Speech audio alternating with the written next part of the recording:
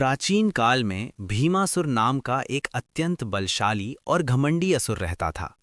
वो अपनी शक्ति के कारण देवताओं, ऋषि मुनियों और निर्दोष प्राणियों को अत्यधिक कष्ट देता था। उसके हृदय में करुणा नहीं थी, केवल अहंकार और लालच भरा हुआ था। भीमासुर चाहता था कि संसार में केवल उसी का शासन हो। अपनी इस इच्छा को पूर्ण करने के लिए उसने कठोर तपस्या करने का निश्चय किया।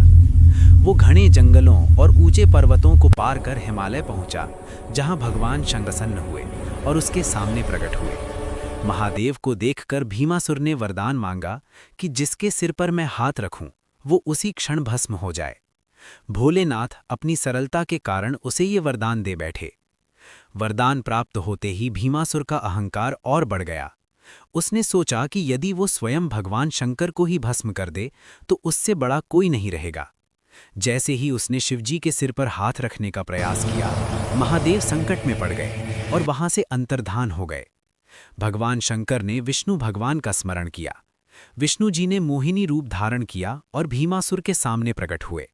मोहिनी की सुंदरता पर मोहित होकर भीमासुर सब कुछ भूल गया। मोहिनी ने नृत्य करना प्रारंभ किया और कहा, यदि तुम मुझसे विवाह करना चाहते हो तो मेरे नृत्य की नकल करो। नृत्य करते करते मोहिनी ने अपने हाथ से अपने ही सिर पर हाथ रखा।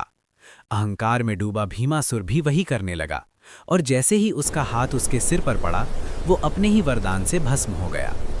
इस प्रकार भगवान शंकर की भोलेपन की परीक्षा भी हुई और अधर्म का अंत भी।